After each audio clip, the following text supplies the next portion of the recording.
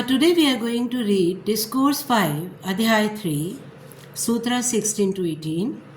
O Arjuna, man lives in the world but does not follow the cycles of nature.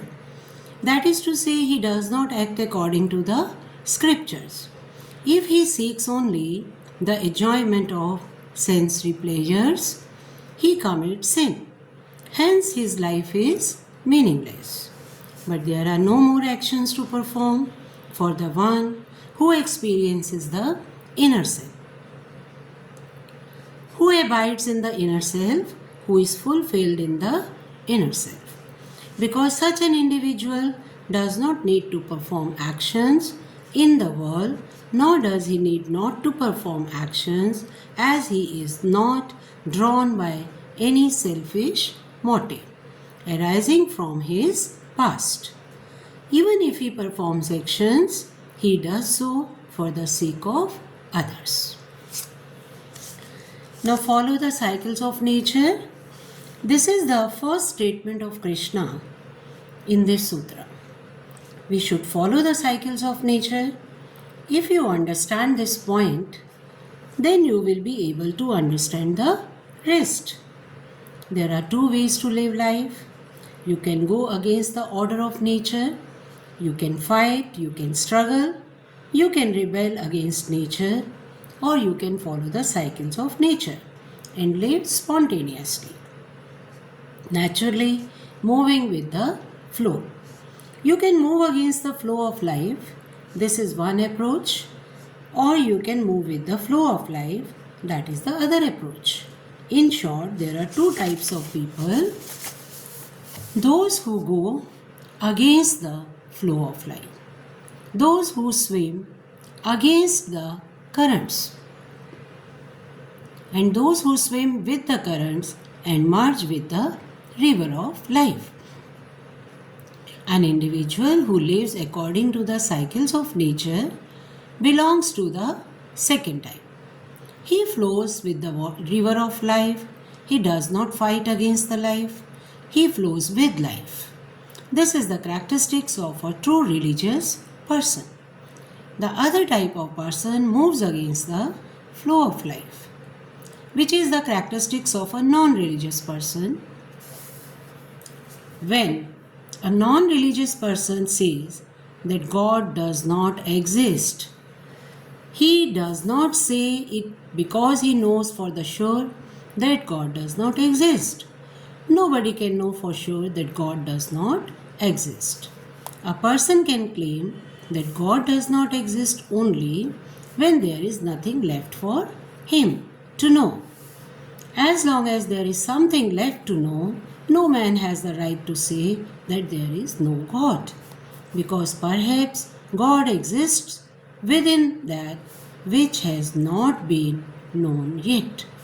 Hence, nobody can be certain and God does not exist. But there are many people who claim that there is no God. Why do they claim that there is no God when they cannot be certain? In this sutra, Krishna says that we should follow the cycles of nature. This means that the universe is not separate from us, not different from us. We are born out of the universe and we disappear into the universe. Hence, anyone who goes against the flow of life becomes diseased, becomes sick. Whoever wants to become totally healthy needs to become one with the order of nature. India has developed a genuine concept which is based on the cycles of nature. I would like to talk to you about it. I have already talked about the concept of the caste system. Today I would like to talk to you about the concept of ashram. Then perhaps you will be able to understand what Krishna means when he says that we should follow the cycles of nature. Maybe you will understand the meaning of performing actions according to the scriptures, of acting according to the scriptures. The first cycle is called brahmacharya, which consists of the first 25 years of life of an individual. If we assume that a person may live up to 100 years, then the first 25 years of his life is the phase of Brahmacharya ashram. During the second cycle, which also consists of 25 years, a man becomes a householder. This is the phase of the Grihastha ashram. The third cycle of 25 years is called the Vanprastha ashram, the hermit phase. The fourth cycle of 25 years is called the Sannyas ashram. The first 25 years is the dawn of life. The energy awakens, the body becomes stronger, the senses become sharper, the intelligence becomes more refined. So it is morning, it is the awakening of life. This first cycle is called the Brahmacharya ashram. We need to understand this point. The first 25 years of life are the years of discipline. Why? Because only those who are strong can enjoy life. Those who are weak are deprived of all the enjoyments of life.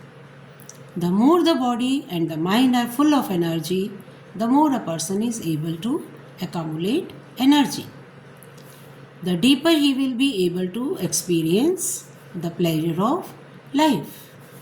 Hence, during the first 25 years of life, a person has to accumulate enough energy to prepare himself for the life which lays ahead of him. It is interesting. If one can enjoy life in the right way, one can experience renunciation in the right way. A weak person cannot enjoy life in the right way. In fact, a weak person who does not know how to enjoy life is not capable of going beyond the sensual pleasures. So, the Brahmacharya phase has two purposes. Anyone who wants to experience the world at a large stage of life, anyone who wants to experience the pleasure of life, Krishna says in this sutra that only those who are willing to flow with the river of life can enjoy the pleasures of life. Hence, the first 25 years of life are dedicated to accumulating the energy, because later on a time we will come when the energy will decline. So a weak person is never able to transcend his desires. The weaker he is, the deeper he falls into the grip of his sexuality.